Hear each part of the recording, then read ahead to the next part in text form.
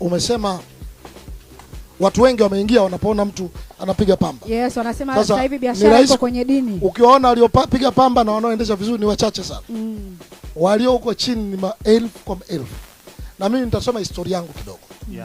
Kwa sababu mimi wakati Mungu ananiita ilikuwa kipindi hicho ni ngumu sana kufurahia kuwa mtumishi wa Mungu. Sababu naona mtumishi akihubiri kiatu kinaitika amen. Yaani mbele kimefunguka. Maisha ya watumishi yalikuwa magumu. Ndio maana hata wewe ukitokea ukasema mimi nataka kuwa mtumishi wa Mungu, wazazi wako watakwambia unataka kuchanganyikiwa. Lakini sasa hivi ukitokea ukasema nataka kuwa mtumishi wa Mungu, wazazi wako watakusupport. Kwa sababu wanaona inalipa. Lakini zamani ukisema mtumishi wa Mungu wasema unataka kuwa maskini.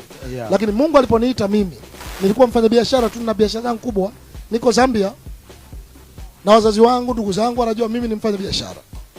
Lakini Mungu akanipa wito. Ilibidi niache kila kitu. Kila kitu. Nilikuja kuishi Dar es Salaam hapa natembea kwa Mungu. Sasa watu ni rahisi kukuona ukiwa juu akasema lakini hawajui uliko. Toka mwaka 98 niko hapa Dar es Salaam. Ninatembea kutoka hapa Mikocheni A kwa mguu na katiza hospitali ya Mwananyamala, unaingia kanisani kule Ubungo. Unarudi kwa mguu usiku. Huna nauli. Lakini nimetoka kwa mfanyabiashara mkubwa. Familia yote hainielewi. Inasema huyu amechanganyikiwa.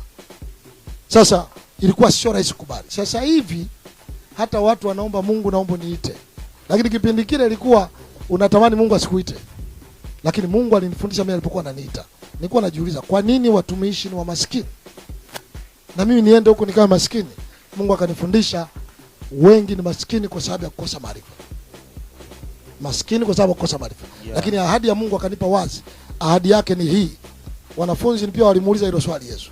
Wakasema Yesu, sisi tumeacha vyote. Wakina Petro. Sababu alipoacha kampuni ya uvuvi na nini, wakamfuata Yesu. Wakafika sehemu wakamwambia Bwana, tunaona tunataka kwenda giza. Akamwambia hebu tuambie. Tumeacha nyumba, tumeacha mavazi, tumeacha biashara, tumeacha mashamba kwa ajili yako. Tutapata nini? Yesu akawahakikishia kwenye maandiko, hakuna aliacha vyote kwa ajili ya Injili ambaye hatapata mara 100. Utapata mara 100 hapa kisha uzima wa milele. Sasa hiyo ni ahadi ya Mungu. Kwa ukiona watumishi wamefanikiwa, wengi ni ile ahadi ya Mungu iliyobeba juu yao. Okay. Sawa sawa.